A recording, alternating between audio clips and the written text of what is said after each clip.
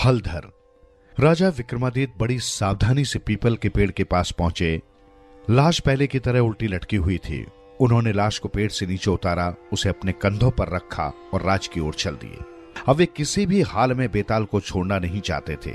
उन्होंने तय कर लिया था कि अब वे ना तो उसकी मीठी बातों में आएंगे और न ही उसके प्रश्नों का उत्तर देंगे।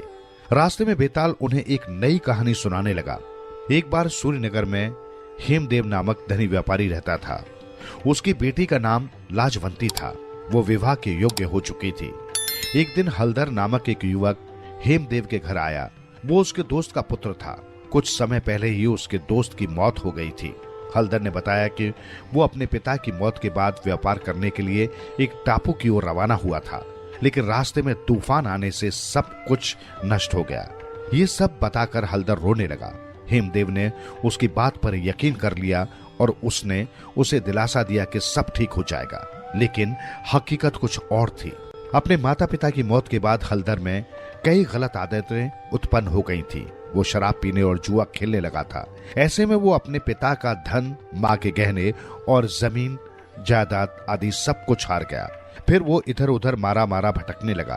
तभी उसे अपने पिता के दोस्त हेमदेव की याद आई।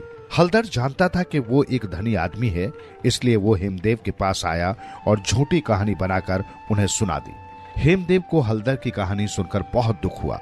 उसने उसे दिलासा देते हुए कहा, तुम निराश मत होना, तुम मेरे बेटे की तरह हो। तुम नए सिरे से अपनी जिंदगी की शुरुआत करो। मैं तुम्हारी मदद करूंगा। मैं तुम्हें अपने पेशे का हुनर सिखाने के साथ साथ पैसा भी दूंगा। तुम अभी जवान हो, इतनी जल्दी जिंदगी से हार नहीं माननी चाहिए। तभी वहां हेमदेव की बेटी लाजवंती किसी काम से आई। उसने बहुत से गहने पहन रखे थे। हेमदेव ने लाजवंती की भेंट हलधर से करवाई। कुछ समय बाद हेमदेव ने हलधर के साथ लाजवंती का विवाह कर दिया।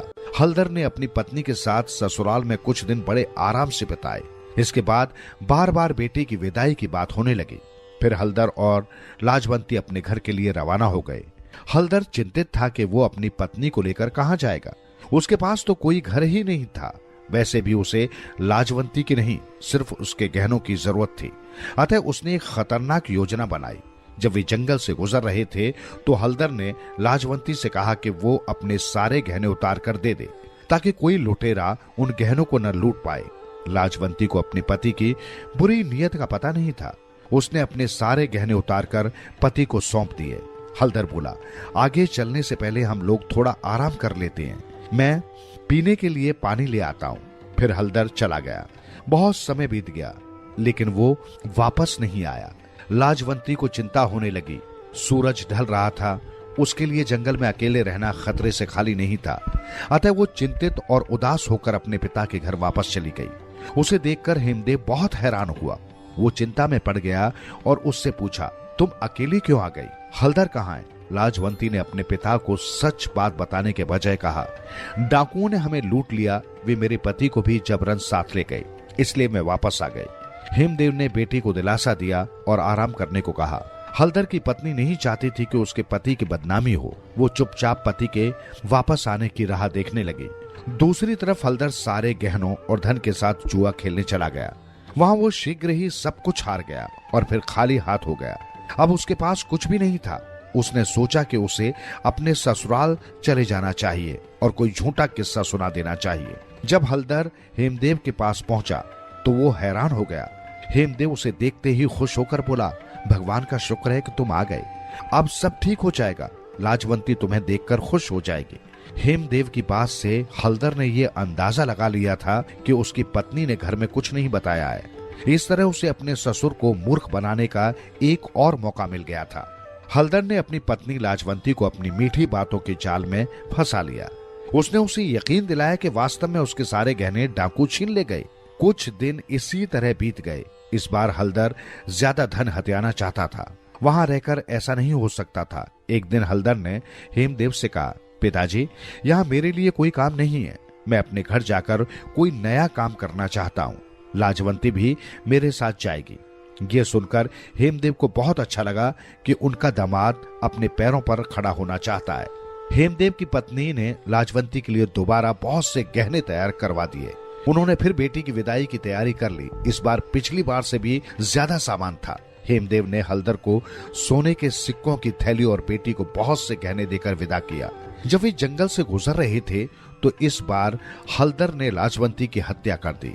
वो सारा धन और गहने लेकर भाग खड़ा हुआ। लाजवंती के माता पिता यही समझते रहे कि उनकी बेटी अपने पति के घर में सुखपूर्वक रह रही होगी। वे कहां जानते थे कि उनकी बेटी ससुराल के दरवाजे तक भी नहीं पहुंची। हल्दर ने उसे जंगल में मार डाला और उसकी लाश को जंगली जानवर खा गए। ये कहानी सुनाकर बेताल ने कहा, बता राजा, लाजवंती की हत्या का दोषी कौन है? अगर तू नहीं बोला तो मैं तेरे सिर के टुकड़े टुकड़े कर दूंगा। राजा ने जवाब दिया, बेताल, लाजवंती खुद अपनी हत्या के लिए दोषी है। उसने अपने पिता से हल्दर के विषय में सच बात छिपाई। अगर वो अपने घर में सब कुछ सच सच बता देती कि जंगल में क्या हुआ था, तो वे लोग हल्दर पर कतई विश्वास न करते और अपनी बेटी लाजवंती को दोबारा हल्दर के साथ न भेजते। बेताल बोला, विक्रम बहुत अच्छे, मैं तुमसे बहुत खुश हूं। अब मैं तुम्हें चुप रहने की शर्त से आजाद करता हूं। राजा ने कुछ नहीं कहा और उस साधु के आश्रम की ओर चल दिया।